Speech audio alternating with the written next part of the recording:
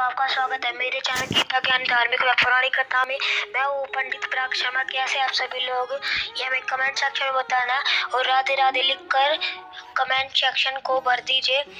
और जो हमारी देवी, धन की देवी होती है माता लक्ष्मी, उनकी आप पर असीम कृपा बनी रहेगी। तो आप हमारे चैनल को सब्सक्राइब करके बेल आइकन को ऑल कर दीजिए। और ये कहानी ऐसी है जिससे सुनने मात्र से ही मनुष्य के सारे पाप मिट जाते हैं। तो शुरू करते हैं अपनी कहानी। रामायण के सुंदर कांड में हनुमान जी के सास और देवी आदि कर्म का वर्णन किया गया है। हनुमान जी की भेंट राम जी से उनके वनवास के समय तब हुई जब राम जी अपने भ्राता लक्ष्मण के साथ अपनी पत्नी सीता की खोज कर रहे थे। सीता माता को लंकावती रावण छल से हरण करके ले गया। सीता जी की खोज हुए दोनों भ्राता ऋषिमुख पर्वत के समय पहुंच गए, जहाँ सुग्रीव अपने अनुयायियों के साथ अपने ज्येष्ठ भ्राता बाली से छिपकर रहते थे। वानर राज बाली ने अपने छोटे भ्राता सुग्रीव को एक गंभीर मिथ्या बोध के चलते अपना साम्राज्य से बाहर निकाल दिया था और वह किसी तरह सुग्रीव के तरफ को सुनने के लिए तैयार नहीं थे। साथ ही बाली ने सुग्रीव की पत्नी को भी बलपूर्वक रखा हुआ था।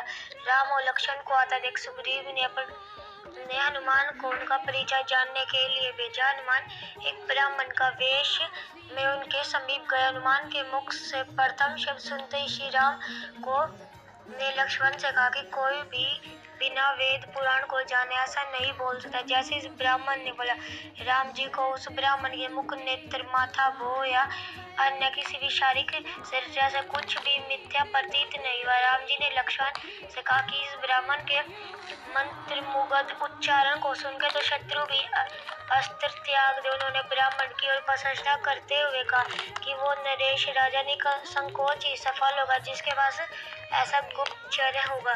श्री राम के मुख से ऐसी बातों को सुनकर हनुमान जी ने अपने वास्तविक रूप धारण किया और श्री राम के चरणों में नमस्तक हो गए। श्री राम ने उन्हें उठाकर अपने हृदय से लगा लिया। उसी दिन एक भगत को भगवान का हनुमान और प्रभु राम के रूप में अटूट और रक्षण मिलन हुआ। तत्पश्चात हनुमान ने श्री राम और सुग्रीव की मित्रता करवाई। इसके पश्चात श्री राम ने बाली को मारकर सुग्रीव को उनका सम्मान और गौरव वापस दिलाकर लंका युद्ध में सुग्रीव ने अपनी वानर सेना के साथ श्री राम का सहयोग दिया। सीता माता की खोज में वानरों का एक दल दक्षिण तट पे पहुंच गया, मगर इतने विशाल सागर को लाने का साहस किसी में नहीं था। सब हनुमान भी चिंतित हो गए थे। और फिर जामवंत और बाकी अन्य वानरों ने हनुमान को उनकी शक्तियों का स्मरण कराया। अपनी शक्तियों का स्मरण होते ही हनुमान ने रूप विस्तार किया और पवन वेग से सागर को उड़कर पार करने लगे। रास्ते में एक पर्वत मिला और उसने हनुमान से कहा कि उनके पिता का उसके ऊपर ऋण है। साथ ही उस पर्वत ने हनुमान से थोड़ा विश्राम का भी आग्रह किया, मगर हनुमान ने कि जन मात्र भी समय व्यर्थ न करते हुए पर्वतराज को धन्यवाद किया और आगे बढ़ चले गए। आगे चलकर उन्हें एक राक्षसी मिली जिसने कि उन्हें अपने मुख में घुसने की चुनौती दी। परिणाम स्वरूप हनुमान ने उस राक्षसी की चुनौती को स्वीकार किया और बड़ी चतुराई से अति लघु रूप धारण करके राक्षसी के मुंह में प्रवेश किया के बाहर आ गए।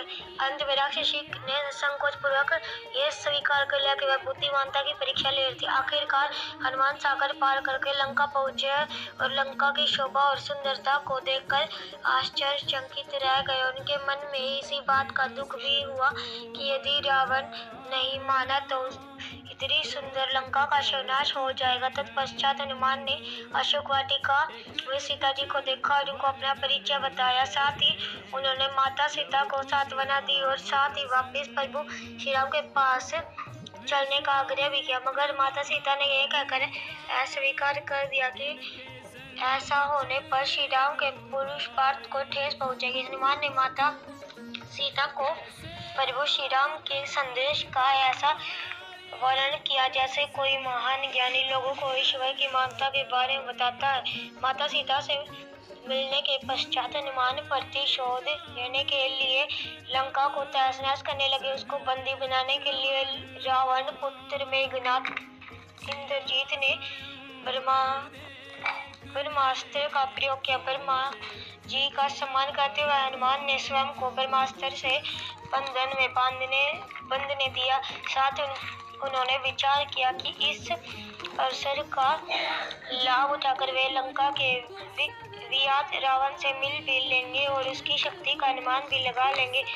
इन्हीं सब बातों को सोचकर हनुमान ने स्वयं को रावण के समक्ष बंदी बनकर उपस्थित होने दिया।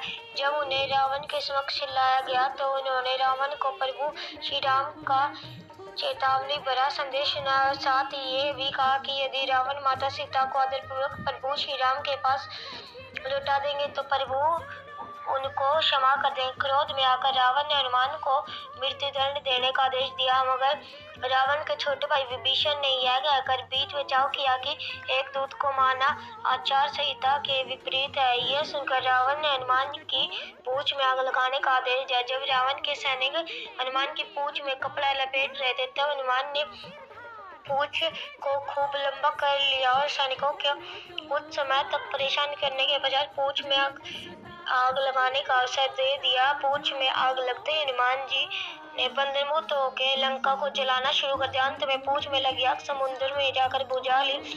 फिर वह श्री राम के पास आए। लंका युद्ध में जब लक्ष्मण मूर्छित हो गए थे तब हनुमान जी ने को ही द्रोणगिरी पर्वत पर से संजीवनी बूटी लाने भेजा, मगर वो बूटी को भली भांति पहचान नहीं पाया और पुनः अपने पराक्रम का परिचय देते हुए पूरा द्रोणगिरी पर्वत ही रणभूमि में उठा लाए और परिणाम स्वरूप लक्ष्मण के प्राण की रक्षा की। भावुक होकर श्री राम ने हनुमान को हृदय से लगा लिया और बोले कि हनुमान, तुम मुझे भ्राता भरत की बात ही प्रिय। हनुमान का पंचमुखी अवतार भी रामायण युद्ध की ही एक घटना है। अही रावण, जो कि एक काला जादू का ज्ञाता था, उसने राम को और लक्ष्मण का सोते समय हरण कर लिया और उन्हें विमोहित करके पाताल लोक में ले गया। उनकी खोज में हनुमान भी पाताल लोक पहुंच गए। पाताल लोक के मुख्य द्वार पर एक युवा प्राणी मंकर ध्वज पहरा देता था, जिसका आधा शरीर मछली का और आधा शरीर वानर का था। मंकर ध्वज के जन्म की कथा भी बहुत रोचक थी। यद्यपि हनुमान ब्रह्मचारी थे, मगर मकर ध्वज उनका ही पुत्र था। लंका दहन के पश्चात जब हनुमान पूंछ में लगी आग को बुझाने समुद्र में गए तो उनके पसीने की बूंद समुद्र में गिर गई। उसी बूंद को एक मछली ने पी लिया और वह गर्भवती हो गई। इस बात का पता तब चला जब उस मछली को ही रावण की रसोई में लाया गया। मछली के पेट में से ही जीवित बच्चे उस विचित्र प्राणी को निकाला गया। ही रावण ने पहले उसे पाल कर बड़ा किया और उसे पातालपुरी के द्वार तक रक्षक बना दिया। हनुमान इन बातों से अनिभिज्ञ थे।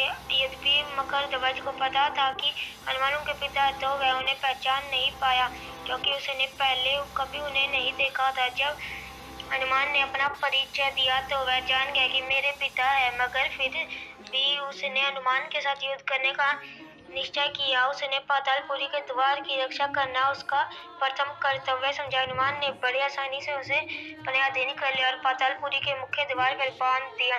पातालपुरी में प्रवेश करने के पश्चात हनुमान ने पता लगाया कि रावण का वध करने के लिए उन्हें 5 दीपकों को एक साथ बुझाना पड़ेगा।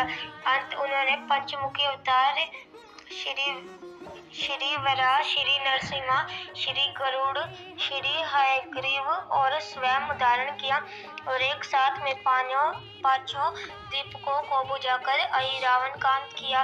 रावण का वध होने के पश्चात हनुमान ने प्रभु श्री राम के आदेश अनुसार मंकर ध्वज को पातालपुरी का नरेश बना दिया। युद्ध समाप्त होने के साथ ही श्री राम का 14 वर्ष का वनवास भी समाप्त हो चला था। तभी श्री राम को स्मरण हुआ कि यदि वो वनवास समाप्त होने के साथ ही अयोध्या नहीं पहुंचे तो भरत अपने प्राण त्याग देंगे। साथ ही उनको इस बात का भी आभास हुआ कि उन्हें वापस जाने में अंतिम दिन से थोड़ा विलंब हो जाएगा। इस बात को सोचकर श्री राम चिंतित थे। और हनुमान ने अयोध्या जाकर श्री राम के आने की जानकारी दी तो भरत के प्राण बचाकर श्री राम की चिंता मुक्त हुई। अयोध्या में राज्याभिषेक होने के बाद प्रभु श्री राम ने उन सभी को सम्मानित करने का निर्णय लिया जिनको उन्हें लंका युद्ध में रावण को पराजित करने में उनकी सहायता की थी। उनकी सभा में एक भव्य समारोह का आयोजन किया गया जिसमें पूरी वानर सेना को उपहार देकर सम्मानित किया गया। हनुमान को भी उपहार लेने के लिए बुलाया गया। हनुमान मंच पर गए मगर उन्होंने उपहार की कोई जिज्ञासा नहीं थी। हनुमान को ऊपर आता देखकर भावना से ही अभिभूत श्री राम ने उन्हें गले लगा लिया और कहा कि हनुमान ने अपनी निश्चल सेवा और पराक्रम से जो योगदान दिया है उसके बदले में ऐसा कोई उपहार नहीं है जो उनको दिया जा सके। मगर अनुराग स्वरूप माता सीता ने अपना एक मोती का हार उन्हें भेंट किया। उपहार लेने के उपरांत हनुमान माला एक मोती को तोड़कर देखने लगा। यह देखकर सभा में उपस्थित सदस्यों ने इसका कारण पूछा तो हनुमान ने कहा कि वो यह देख रहे हैं कि मोतियों के अंदर उनके श्री राम और माता सीता है, क्योंकि यदि वो इनमें नहीं है तो इस हार का उनके लिए कोई मूल्य नहीं है। ये सुनकर कुछ लोगों ने कहा कि हनुमान के मन में प्रभु श्री राम और माता के लिए इतना प्रेम नहीं है जितना कि उन्हें लगता था। इतना सुनते ही हनुमान ने अपनी छाती चीर के लोगों को दिखाया और सभी ये देखकर दम कर रह गए कि वास्तव में उनके हृदय में प्रभु श्री राम और माता सीता की छवि विद्वान रहती है। तो मित्रों, कैसी लगी आपको ये हमारी कहानी कमेंट सेक्शन में बताना ना भूले और कमेंट सेक्शन में जय श्री राम लिखना ना भूले। तो आज की कथा यहीं पर समाप्त होती है। तो मिलते हैं अगली वीडियो में। राधे राधे।